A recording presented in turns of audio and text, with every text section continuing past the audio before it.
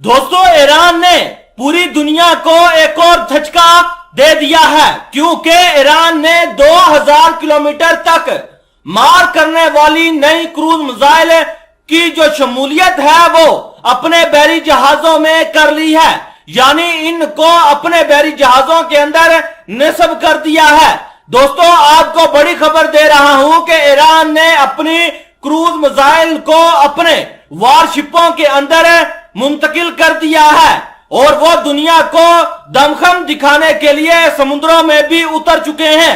दोस्तों, आप अपनी स्क्रीन पर इस चीज का प्रूफ भी देख सकते हैं, जिसके ऊपर लिखा है कि सिपाह पासदारान इनकलाब इस्लामी की नेवी ने 2000 किलोमीटर तक मार करने वाले नए क्रूज मिसाइल की शमूलियत। दोस्तों, अगर आपको खबर मजीद पढ़ के बताऊं तो लिखा हुआ है कि ईरान की सिपाह पासदारान इनकलाब इस्लामी की नेवी ने पहली मर्तबा 2000 किलोमीटर तक मार करने वाले एक और नए जदीद क्रूज मिसाइल से अपनी बहरी जंगी जहाजों को मुसल्लह किया है और दुश्मनों पर टूटने के लिए अपने पानियों में उतार दिया है।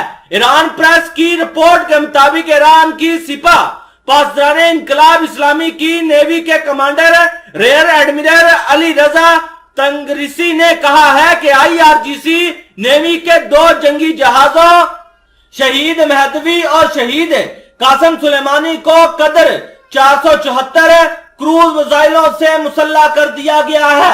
इन्होंने कहा कि जदीद कैटामरान जंगी जहाज शहीद कासिम सुलेमानी को मुख्तलिफ इकसाम की मुख्तलिफ फासलों तक मार करने वाले मिसाइलों से मुसल्लह किया गया है, जिनकी रेंज 200, 300, 750 और 2000 किलोमीटर तक है।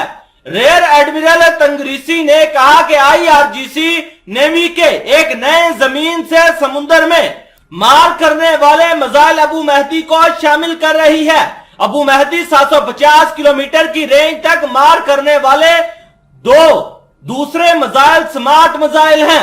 फायर करने के बाद भी इनका अहदाफ तब्दील करके नए अहदाफ की जानिब रहनुमाई की जा सकती है और इन मिसाइलों को पहाड़ियों के पीछे मौजूद मराकिज से समुद्री अहदाफ को निशाना बनाने के लिए भी फायर किया जा सकता है।